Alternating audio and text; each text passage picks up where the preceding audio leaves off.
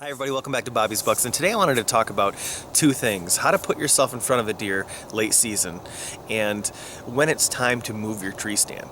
We're going to talk about all that today. Here we go.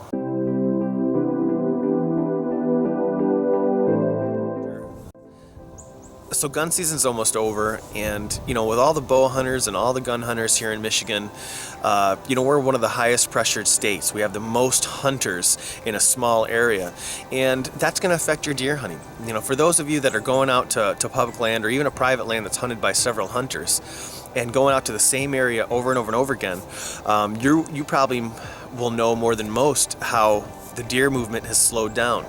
And where are they? Well, they're where humans aren't.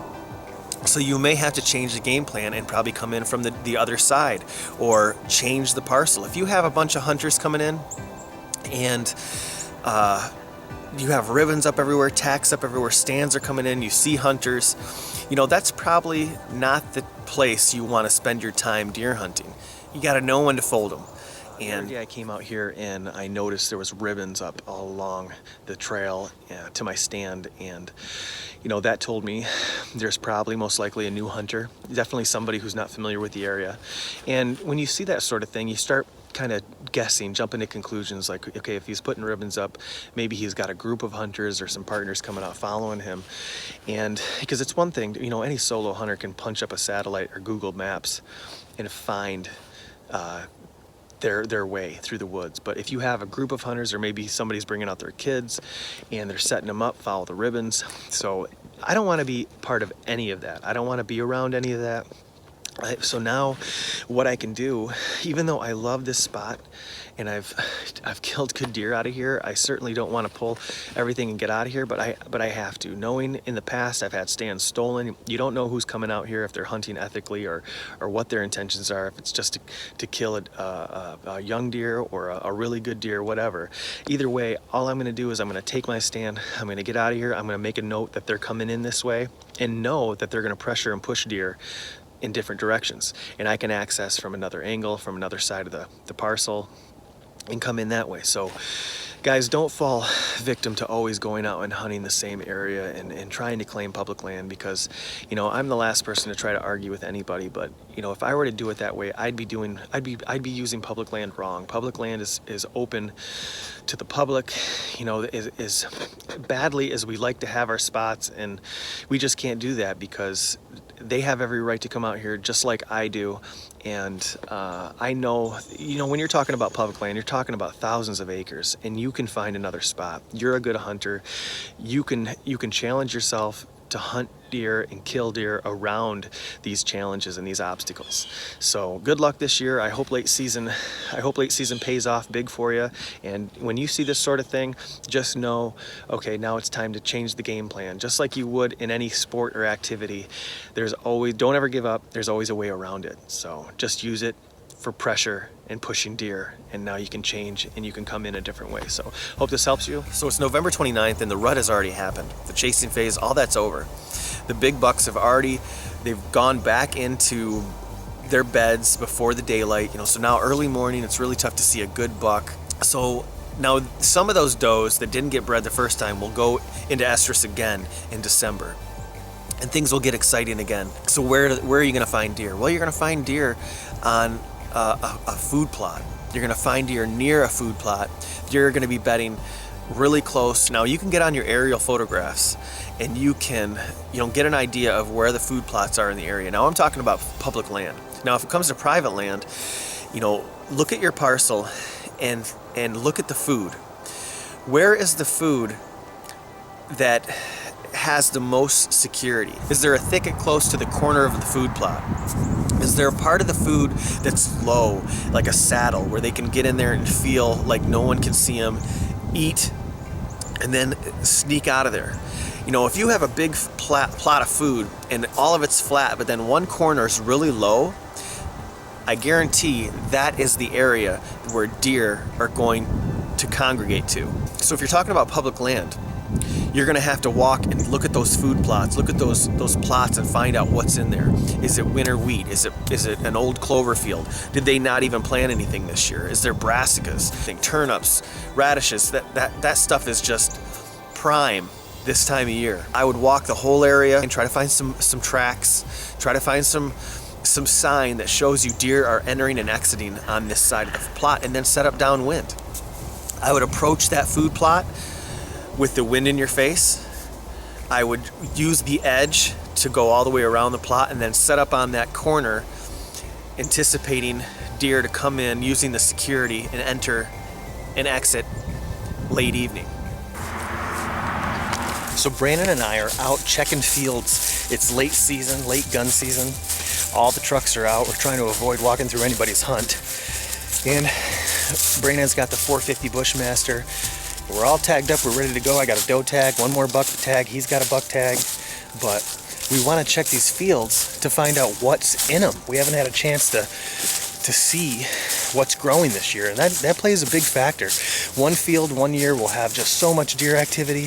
The next year it'll have a different crop in there, completely different story. So we've already checked one food plot, now we're on to our second.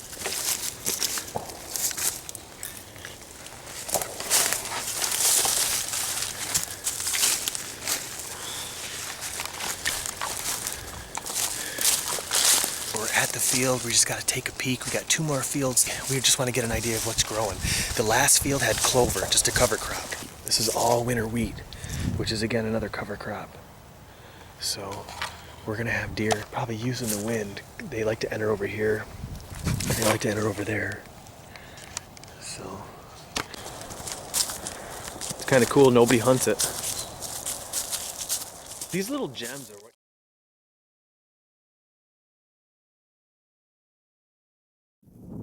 Okay, so we're on our 4th and final field, and the first field had clover, second field had winter wheat, and the third field had nothing. It was just dried up old grass, overgrown grass.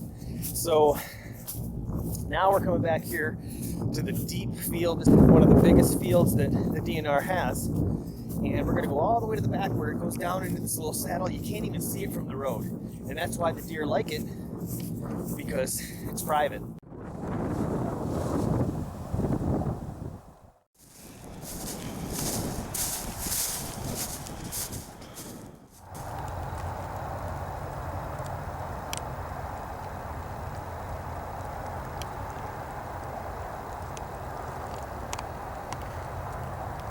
So we got a deer hunter in the field over our shoulder. This guy kind of beat us out here, so we couldn't really walk through his hunt or ruin his hunt. And this is where the deer come out of, this back corner. They live back in the swamp. So that's all we're doing. We're sitting back and we're gonna kind of get them as they approach the field.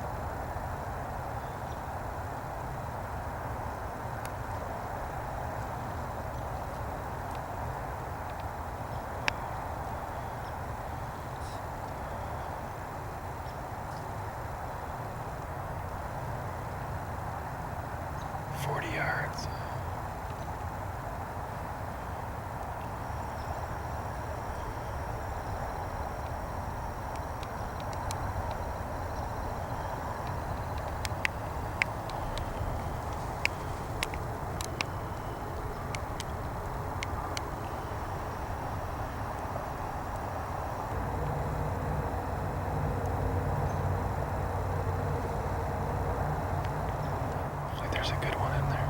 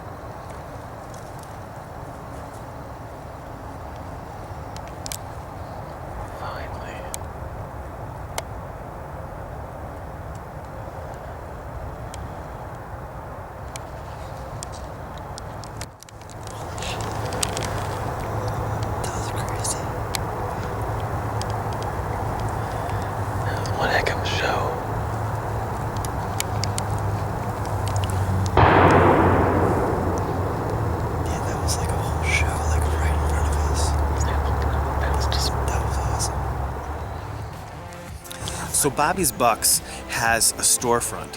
It's actually the Rabbitry Center. We have another channel where we show families how to produce their own meat, but we have different sections in there for deer hunting, beekeeping, and our deer hunting section is one of the biggest parts of that store because we love deer hunting and we work really hard to get those products in that store to show people what we use, and because I'm really proud of it. We spend a lot of time on it, and I just wanted to mention it. I'm sure with Christmas right around the corner, you can probably find something in there that you'd really like, or maybe somebody that you know that deer hunts, you could find something for them. So thank you very much for taking a look, and thank you for any of those purchases will help support our channel. We make commissions from Amazon, and those commissions are at no cost to you. Amazon pays that. So thank you so much for supporting our channel, for the help, and just wanted to mention that. So hope you guys had a great Thanksgiving, and Christmas is right around the corner, so the snow's going to start flying. So thank you for watching, and we'll see you on the next video.